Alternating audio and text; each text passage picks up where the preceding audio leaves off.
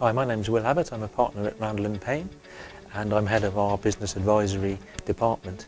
I'm also approved to deliver the government funded Growth Accelerator coaching programme and a Mindshop accredited business facilitator. And what I'm going to talk to you about today is our 4-stage process which illustrates how we generally work with business clients.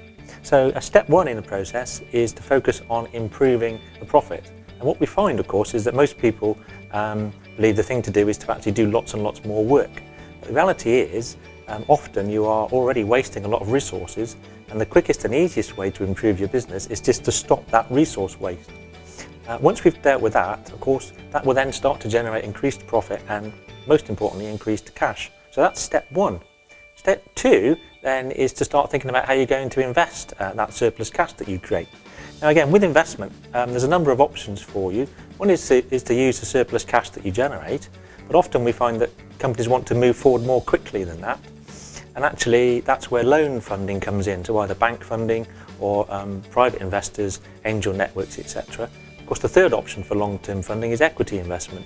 And again, we find a lot of small businesses aren't keen to bring new investors in.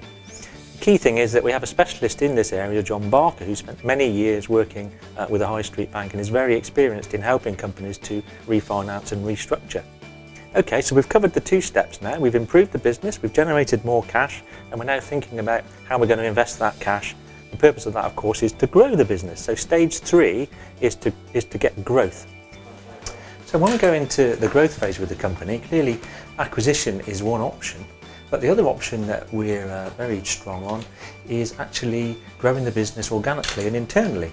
So in order to do that, to grow a business, generally you need to grow the people within the organisation, and that might mean a focus on training, it might mean a focus on development, but it also comes back to you as a business leader and what your role is in terms of working with those staff to coach and develop their skills, to give you more opportunities to delegate down and free up your time to do some of the things that you should be doing. Well, the final step, for most people of course, is we all know that there's only 2 guarantees in life, and that's death and taxes.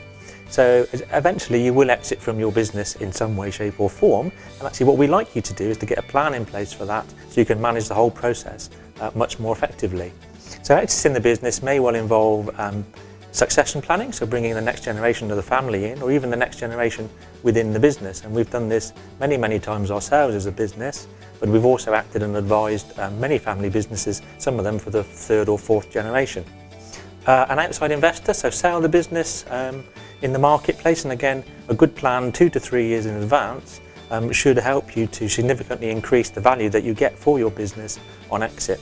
The final option to consider on exit is actually management buyouts or selling the business to the staff. That can actually be quite tricky, particularly once you've started the conversation. But again, we have lots of experience in there, and that's available to you to help. So in a nutshell, our business advisory service is about taking you on that journey, starting with improving the business, through investment, growing the business, and finally the exit. Of course, once you've exited, what we're then looking to do is to move back round to the start phase again with the new owners, the new people in the business, and help them improve and drive the business on to the next level. Thank you.